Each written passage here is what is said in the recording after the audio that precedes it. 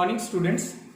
आज हम क्या है यूनिट नंबर 3 स्टार्ट करने लगे हैं, जिसका जो टाइटल्स है rotational motion and kinematics of elastic and inelastic collisions.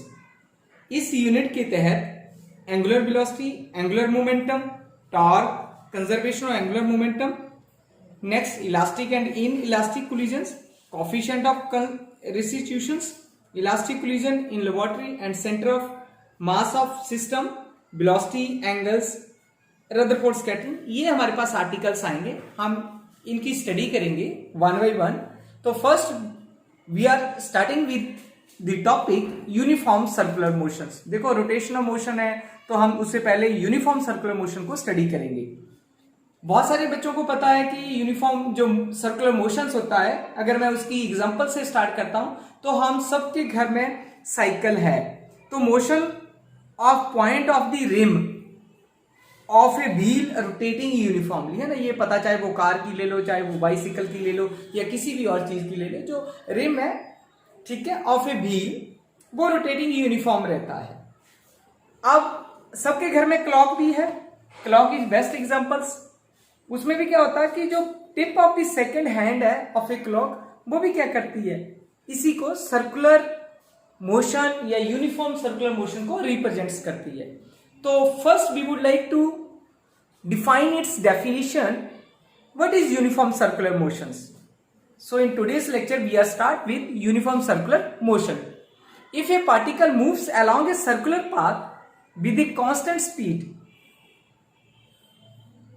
then its motion is said to be uniform।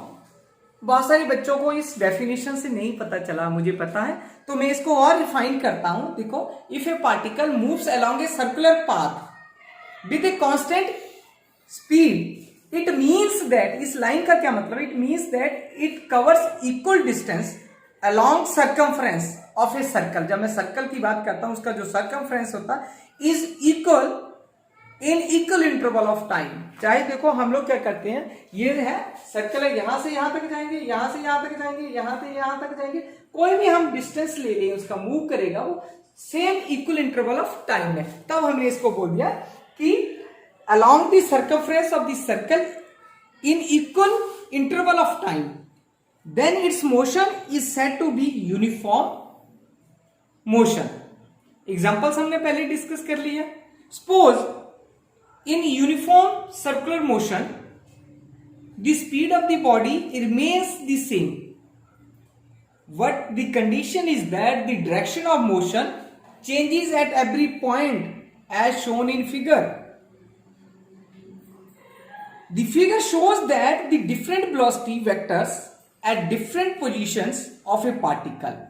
देखो आप देख सकते हो इस फिगर में, ये वेलोसिटी है perpendicular to this velocity is perpendicular to this velocity is perpendicular to this, यानी दिस का मतलब है रेडियस, ठीक है। ये वेलोसिटी इसके परपेंडिकुलर रेडियस के, ये वेलोसिटी इसके है, ये वेलोसिटी इसके परपेंडिकुलर से। ये जो फिगर है, ये जो हमारा डायग्राम है, ये शो कर रहा है।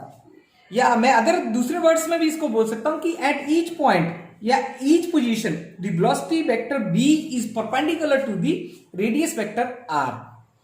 सो the velocity of the body changes continues due to the continuous change in direction of the motion of the body।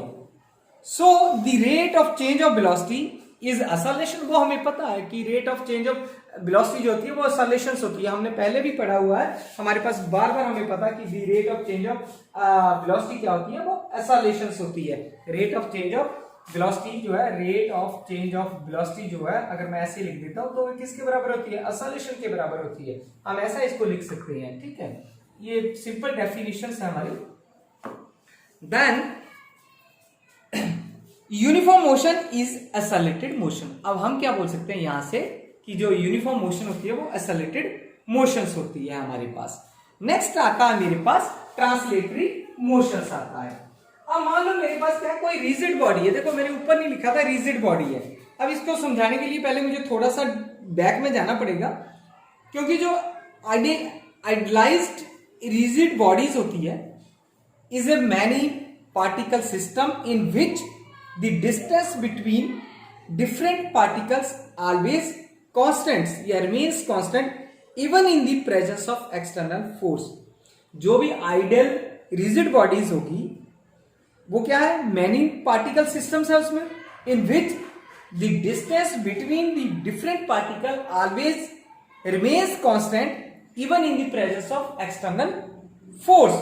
So in actual rigid body the constituent particle have a nearly fixed distance from each other, then they execute only small vibration and about their mean position. जो हमने harmonic का पढ़ा था, harmonic oscillator, वो यही है यहां से कि they execute only small vibrations about their mean position.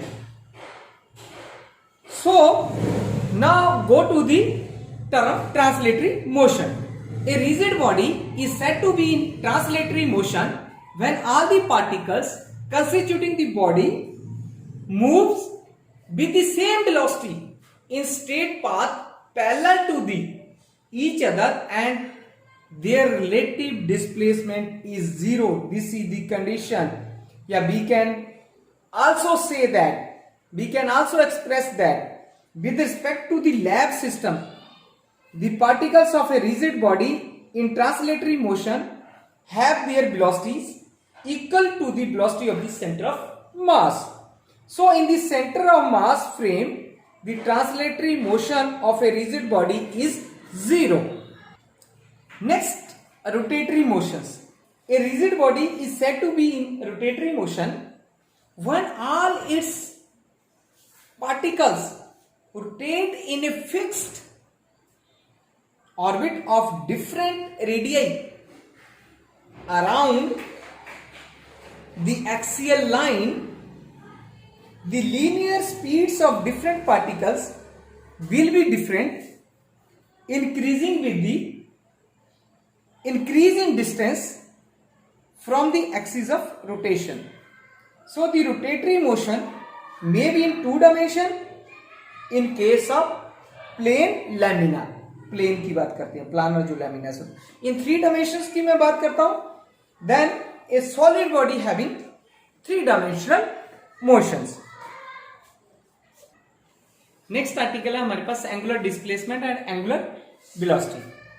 So angular displacement may be defined as the angular displacement of a particle moving along a circular path as is defined as, या as the angle swept out by its radius vector in the given time interval. In the given time interval. अब given time interval क्या है? Time interval. Given time interval. Then जो equations बनती है मेरे पास वो आती है डेल थीटा या change in theta is equal to del S upon del upon R. ये मैं अभी एक्सप्लेन करूंगा कि चेंज इन एस क्या है, चेंज इन थीटा क्या है, डी थीटा भी बोल सकता हूं इसको. अब let us consider a particle starts from the position P naught as shown in figure. It's angular position is theta 1 at any time t1 and theta 2 at any time t2. Let the particle covers a distance delta x या delta s, क्योंकि यहां x की बजाय मैंने s लिया हुआ है. In the time interval t2 minus t1. अब t2 minus t1 किसके बराबर हो गया? डेल्टा t के बराबर हो गया, चेंज इन टाइम हो गया. It revolves through angle theta 2 minus theta 1 is equal to delta theta लिया हमने. अगर मैं थीटा 2 माइनस थीटा 1 कर देता हूं, उस फिगर को देखो तो मेरे पास डेल्टा थीटा बन जाता है. The angle of revolutions delta theta is the angular displacement of the particle. है तो डिस्प्लेसमेंट ही है ना, एक पॉइंट से दूसरे पॉइंट तक गया पर with some change in angle, तब हम उसको बोल देते हैं angular displacement. If R is the radius of the circle then angle की डेफिनेशन हमें पता है क्या होती है, आर्क अपॉन रेडियस. तो आर्क कितनी हुई हमारे पास, कौन सी आर्क की बात कर रहा हूं मैं? अगर याद है आपको, ये वाली आर्क की बात कर रहा हूं मैं. ये वाली जो आर्क है मेरे पास, इस आर्क की मैं बात करता हूं. ये क्या आ जाती है? डेल्टा एस आ जाती है मेरे पास. ठीक है, तो then angle theta is equal to, ये change in angle is equal to change in arc, या आर्क जो है डेल्टा एस अपॉन आर, क्योंकि उसको मैं S1 या S2 या A माइनस बी भी कर सकता हूं, या B माइनस ए, कुछ भी लिख सकते हो आप, ठीक है। The unit of the angular displacement is radian, ये हमें सबको पता है। और सेम है तो वो सेम है, अगर सेम है तो उसका डायमेंशंस क्या होता है, डायमेंशन लेस क्वांटिटीज होती है। इसका जो रेडियंस आ गया, ठीक है, और डायमेंशन लेस है, ये याद रखना, एग्जाम में क्वेश्चन आता हमें, डायमेंशन लेस है। ये दोनों चीजें आपने याद रखनी है कि इसका जो यूनिट्स होता है एंगुलर डिस्प्लेसमेंट का रेडियंस होता है, और इसके जो डायमेंशंस होते हैं वो डायमेंशन लेस क्वांटिटीज होती है। नेक्स्ट आता है एंगुलर वेलोसिटी। अ सिंपलीफाइड सिंपल डेफिनेशन है वेलोसिटी की, the time rate of change of, वहां हम डिस्प्लेसमेंट बोलते हैं, यहां हम बोलेंगे angular displacement of A particle is called its angular velocity.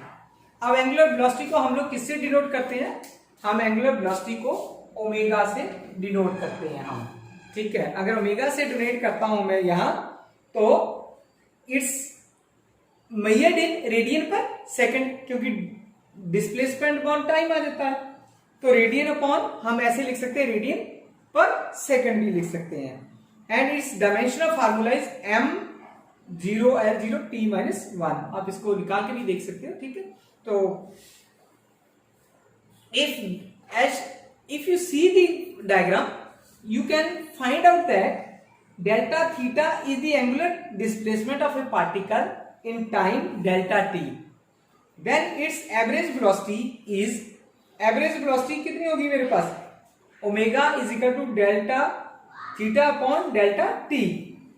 अब कंडीशंस क्या है कि व्हेन टाइम इंटरवल या जो चेंज इन टाइम है वो जीरो हो जाता है मेरे पास, then the limiting value of the average angular velocity is called instantaneous angular velocity. इसको ध्यान से सुनना, ये बहुत इंपॉर्टेंट पॉइंट्स है, क्योंकि एग्जाम में वो हमसे बार बार ये पूछता है कि define instantaneous angular velocity, instant उसी टाइम की, कि when the time interval delta T approaches to zero, then the limiting value of the average angular velocity, average angular velocity is called instantaneous angular velocity, which is written as omega is equal to limit delta t approaches to zero delta theta upon delta t, या मैं ऐसे भी लिख सकता हूं approximately को d theta upon dt. So the direction of angular velocity is along the axis of rotation. So the angular velocity is an axial vector. If the body या particle constituting the body rotates the direction of increasing theta, अब देखिए अगर मेरा theta increase करता तो क्या होगा, तो एंटी क्लॉकवाइज डायरेक्शंस हो जाएगी, अगर थीटा मेरा डिक्रीज करता है तो वो क्लॉकवाइज डायरेक्शंस हो जाएगी, ठीक है। उस वे में हम लोग एंगुलर वेलोसिटी को कंसीडर करते हैं। अगर मेरे पास क्लॉकवाइज डायरेक्शंस होती है तो एंगुलर जो वेलोसिटी होती है वो कंसीडर नेगेटिव होती है, क्लॉकवाइज में नेगेटिव होगी, एंटी क्लॉकवाइज में मेरे पास कैसी हो जाएगी, नेगेटिव हो जाएगी, क्लॉकवाइज नेगेटिव हो जाती है, और एंटी क्लॉकवाइज जो है वो एंटी क्लॉकवाइज पॉजिटिव हो जाती है एंगुलर वेलोसिटी। ये ध्यान रखना, ये बहुत इंपॉर्टेंट टर्म्स है, इसको लर्न कर लेना। Hope you enjoy this lecture, thank you very much.